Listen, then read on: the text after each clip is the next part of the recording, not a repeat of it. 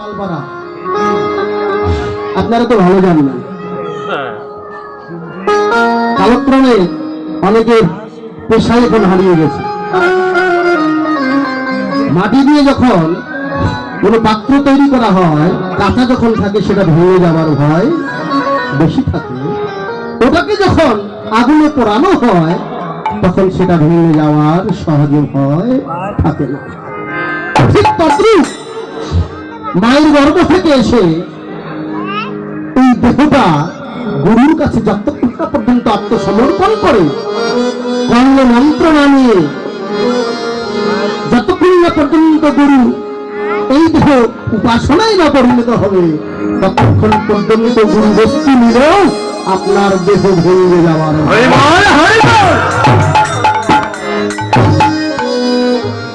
কথাটা কেন বললাম?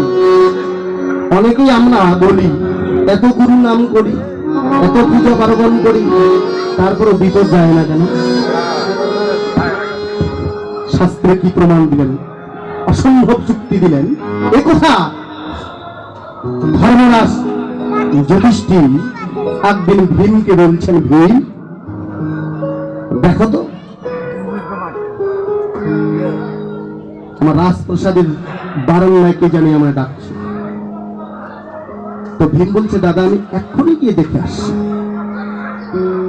রওনা হবে এমন সময় ধর্মরাজ যুধিষ্ঠির মহারাজ বলছে, ভীম ঠিক আছে যাচ্ছ, তবে বদনে যেমন কৃষ্ণ নাম যেন থাকে। ভীম প্রশ্ন করলো, দাদা তুমি খালি সব সময় বলো বদনে কৃষ্ণ নাম কৃষ্ণ নাম। ধর্মরাজ যুধিষ্ঠির বলল, বদনে কৃষ্ণ নাম নিলে জীবের অনেক অমঙ্গল হরণ হয়। এবার ভীম প্রশ্ন করলো তার দাদাকে, দাদা জগতে যে কৃষ্ণ নাম নেয় তার কি অমঙ্গল হয় না? জগতে যে কৃষ্ণ নাম নেয় তার কি অমঙ্গল হয় না? এবার ধর্মরাজ যুধিষ্ঠির বলছে, ভীম তোমার প্রশ্নের মধ্যে অসম্ভব যুক্তি আছে। ঠিকই তো, যারা কৃষ্ণ নাম করে, গুরু পূজা করে, তাদের কি বিপদ হয় না? হয়। প্রমাণ দিলেন ধর্মরাজ যুধিষ্ঠির ভীমকে লক্ষ্য করে সমস্ত জীবকে বুঝিয়ে দিলেন, হে জগতে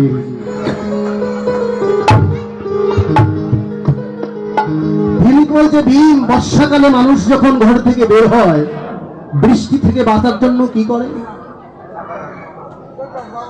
ভীম বলল, দাদা ছাতা মাথায় নিয়ে বের হয়। এবার ধর্মরাজ যুধিষ্ঠির বলছে, ভীম ছাতা মাথায় নিলেও কি দুই এক ফোঁটা বৃষ্টির জল কি ছাতার ভিতর দিয়ে তোমার মাথায় পড়ে না? ভীম বলল, দাদা দুই এক ফোঁটা পড়ে। ধর্মরাজ যুধিষ্ঠির জানিয়ে দিলেন, ভীম তদ্রূপ জগতে যে গুরুর স্পর্শে আছে, গুরুর নাম নিয়ে আছে, জগতে যে কৃষ্ণ নাম নিয়ে আছে, যে বিপদ যে মঙ্গল হয়ে আসার কথা, সেই বিপদ ভক্তের উপরে ভগবান কাটা রূপে দেন।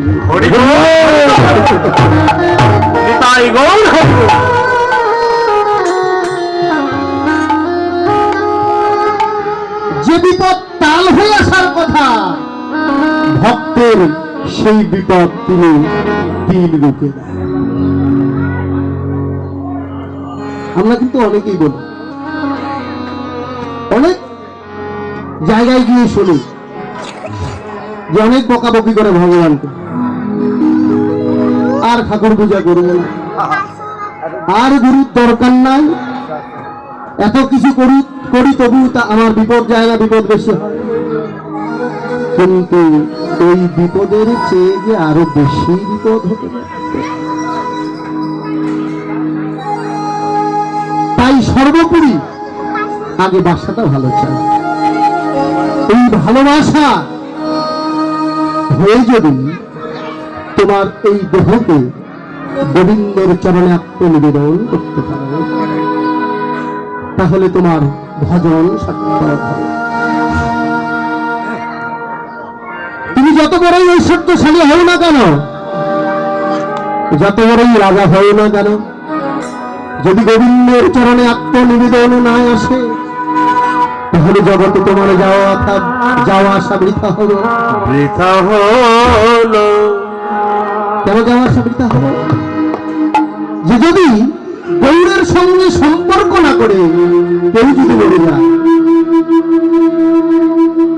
চৈতন্য চরিতামৃত বললেন, সমন্দ লইয়া যে জন ভাবে তারে কৃষ্ণ নাহিতে যে আর সব মরে কপাল। তাই সমন্দ নিয়ে বসতে হবে। আর সম্বন্ধ না করে যদি মরে যায় তাহলে কি হবে? শাস্ত্রে জানিয়ে নিয়ে দিলেন, সম্বন্ধ করে না, সম্বন্ধ না করে মরিলে পরে তুমি আবার পড়িবা বিষমে। বিষমটা কি? তোমার আবার 84 লক্ষ জমি ভোগিতে, তোমার 84 লক্ষ ভোগিতে হবে। 84 লক্ষ জমি ভোগিতে লক্ষ জনে ভোগিতে হবে। হবে তোমার যাওয়া আশা,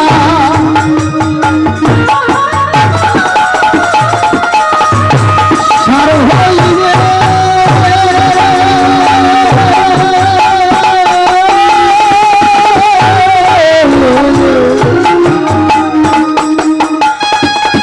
হবে তোমার আশা যাওয়া সার হইবে।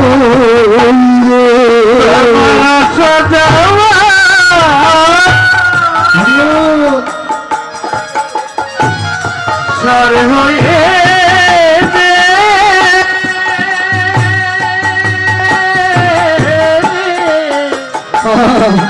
84 লক্ষ জনে ভূমিতে হবে।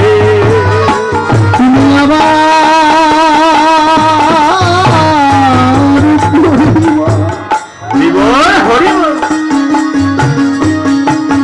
বিষম ফেরে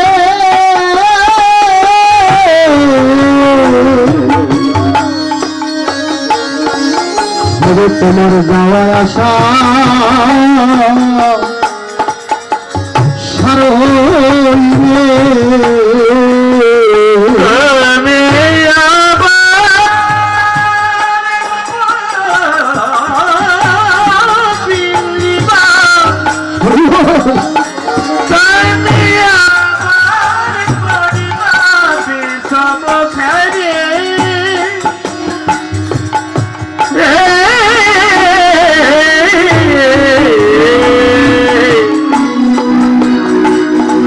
তুমি সম্বন্ধ করে না বলিলে বলে।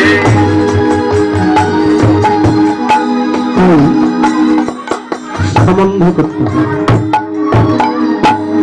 সম্বন্ধ ছাড়া কেউ কাউকে যেমন বাড়িতে আশ্রয় দেয় না, আপনার বাড়িতে অপরিচিত একজন লোক গেলে আপনি অবশ্যই তাকে জায়গা দেবেন।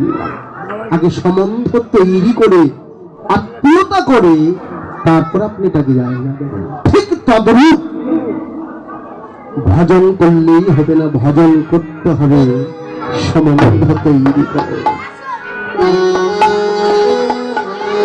না হলে যতই ভজন করি আবার 84 ফেরে করতে হবে। ঠিক তদ্রূপ শুধু তাই নয়, ভজন করার আগে তোমার ওই দেহ মন প্রাণ গোবিন্দের চরণে আত্মনিবেদন করা। হরিবল হরিবল।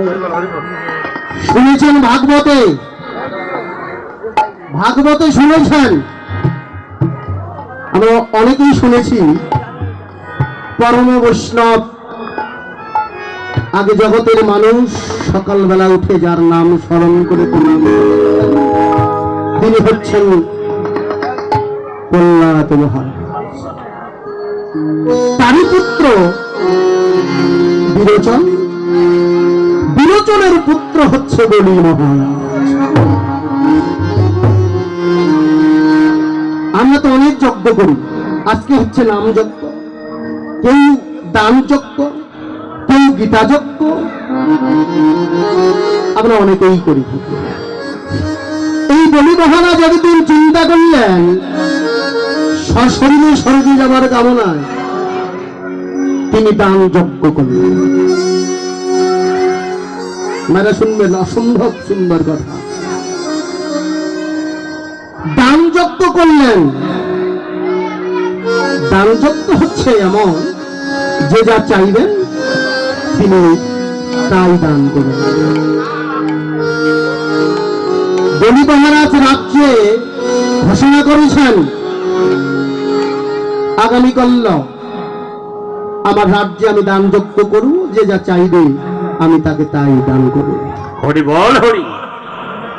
বাহ! এই কথা শুনে রাজ্যের যত ব্রাহ্মণ, প্রজা, মচি, সূচি, চন্ডাল, কামার, কুমার সবাই রওনা হয়েছেন বলি মহারাজের রাজ্যে। কেউ স্বর্ণ, কেউ হীরা, কেউ মুক্তা, কেউ জমি, কেউ জায়গা, কেউ বাড়ি, কেউ গাড়ি, কত জনের কত চাওয়া। যে চাইছেন তিনি আসছেন তাই দান করছেন। কিন্তু অন্তর্যামী ভগবান বৈকুণ্ঠে বসে মনে মনে ভাবছে, বলি রে, জগতে দাতা হতে যায়। শোনো বলি, যতক্ষণ না পর্যন্ত তোমার ওই দান আমি ভগবান গ্রহণ না করবো, ততক্ষণ পর্যন্ত তুমি জগতে দানবী হতে পারো।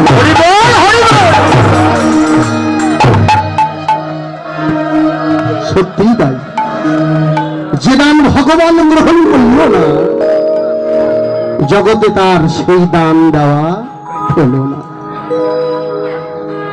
ভগবান বলল, বলি দান দিতে চাস, আমি ভগবান নিজেই গিয়ে তোমার দান গ্রহণ করব। অনেক দান হলো, অনেকেই দান নিয়ে রাজদরবার থেকে বেরিয়ে গেলে, ঠিক সেই সময় 10 অবতারের মধ্যে আরেক অবতার, আমাদের দেখবেন 10টা অবতারের মধ্যে এক অবতার হচ্ছে বামন অবতার। ভগবান ছোট্ট একটা বালকের রূপ ধরে বলি মহারাজের দরবারের দিকে, রাজ্যের দিকে রওনা হয়েছে। সবাই জিজ্ঞেস করছেন, রে বালক, ছোট্ট এক শিশু তুমি কি চাইবে আর কি নেবে? কিন্তু শিশু আর কথা বলে না। ঠিক রাজ্যের কাছে গিয়ে যখন যজ্ঞালয় উপস্থিত হয়েছেন, যজ্ঞালয় উপস্থিত হওয়া মাত্র দেখলেন, বলি মহারাজের স্ত্রী তাকিয়ে দেখলেন, ওই শিশুর রূপে তার যজ্ঞালয় পর্যন্ত আলোকিত হয়েছে।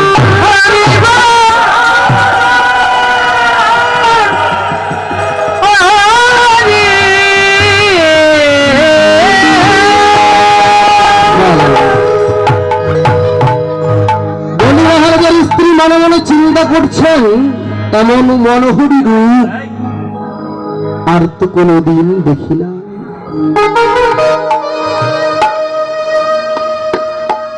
বলি মহারাজের স্ত্রীর মনে একটু বাসনা হলো, আহা হা, এইরকম মনোহরী রূপ, এই শিশু যদি আমার নিজ সন্তান হতো।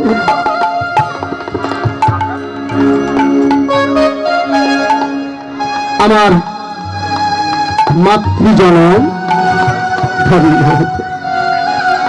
অন্তর্যামী ভগবান বলি মহারাজের স্ত্রীর দিকে মৃদু হেসে বলছে, মা, আমি তো ভক্তাধীন ভগবান,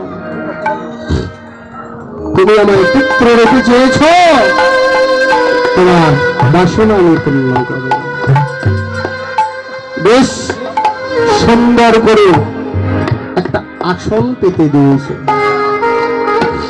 ঠিক আসনের মধ্যে যখন আমার বামন রূপী ভগবান বসেছেন আর চরণ দুখানে যখন দোল খাচ্ছেন, মা ধরিত্রী চিন্তা করছে আমার আজকে রাত্রিজন আমার ধন্য হলো ভগবান তোমার চরণ স্পর্শ পেতে।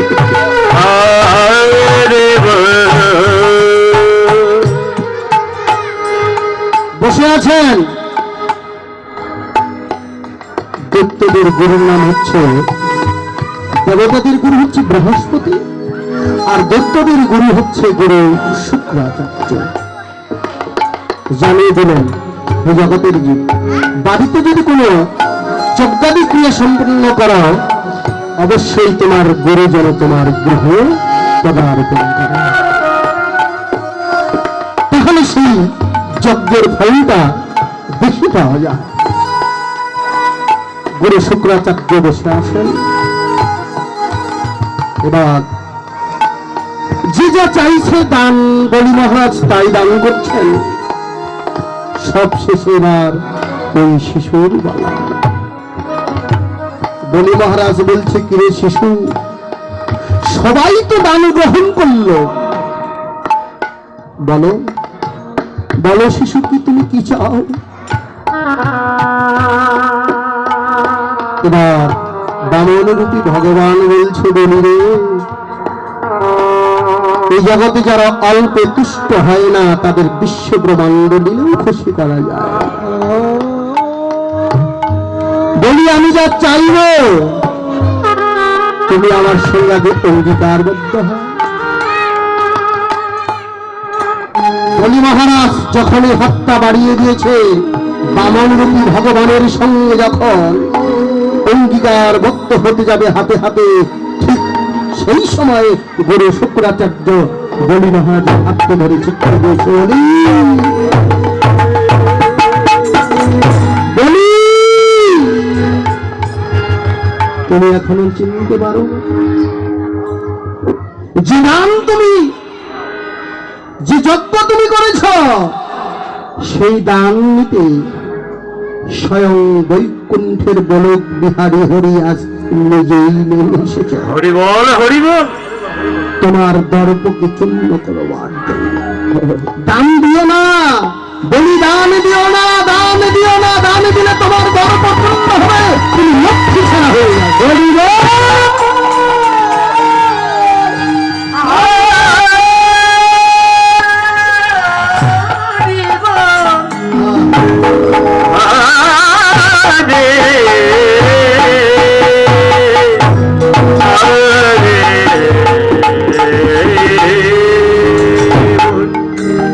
সেদিন বলি মহারাজ বলেছিল, গুরুদেব আমি জগতে শুনেছি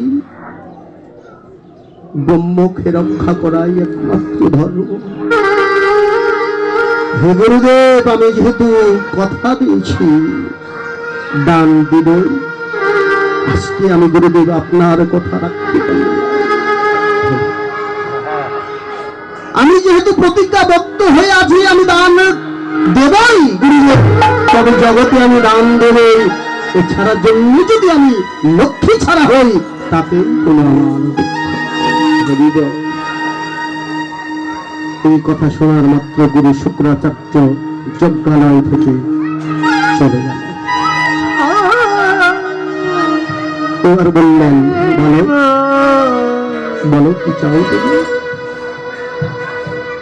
এবার অঙ্গীকারবদ্ধ হয়ে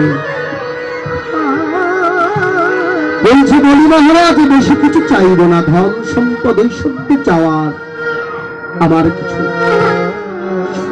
তুমি আমায় তোমার এই রাজ্য থেকে মাত্র 3 পা জমি দান করো।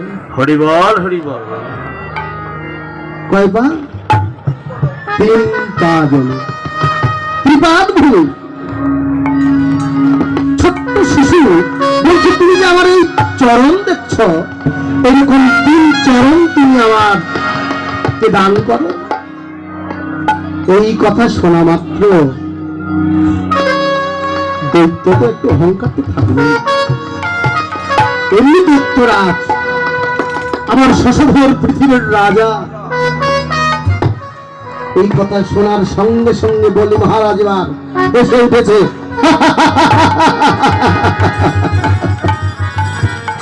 দেখতে তো একটু অহংকার জন্য বললে, শিশু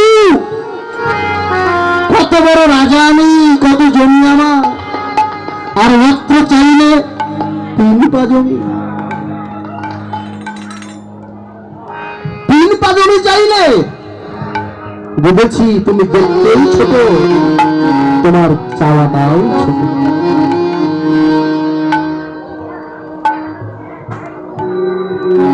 যেখান থেকে পারো, আমি শশধর পৃথিবীর রাজা, যেখান থেকে পারো তুমি 3 পা জমি নিয়ে নাও। এই কথা যখন বলেছে, চরণ তো আর চরণ, চরণ এবার বড় হতে লাগলো। বড় হতে হতে এক চরণ আকাশকে ঢেকে ফেললেন, আরেক চরণ অতল বিতল সতল পার করিয়ে পাতালে প্রবেশ করে দিলেন। 2 চরণেই বিশ্ব ব্রহ্মাণ্ডকে ঢেকে ফেললেন। এবার কয় চরণ জমি চেয়েছিলেন? 3 চরণ।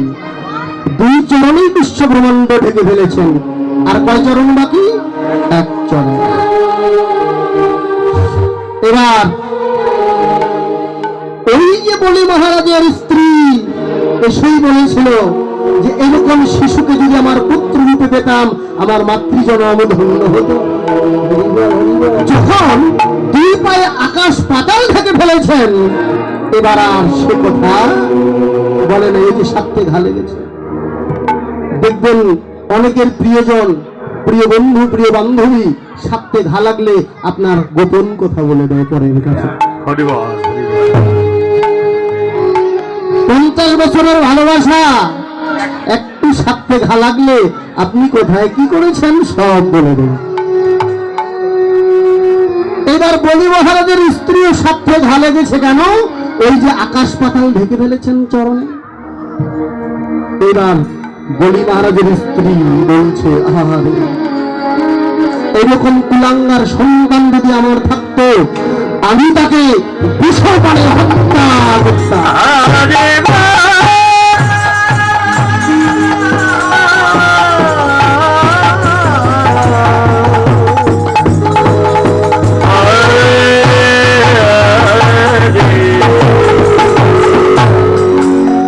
যখন বলেছে আমি তাকে বিষপানে হত্যা করতাম, বামনরূপী ভগবান মৃদু এসে বলছে, মা তোমার সেবা শোনাও পূর্ণ হবে।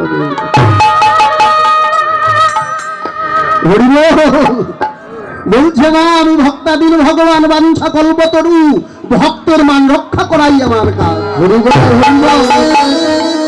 আমি জগতে আসি ভক্তের মান রক্ষা করবার জন্য, কারণ তোমরা ভক্ত হলেই আমি জগতে ভগবান।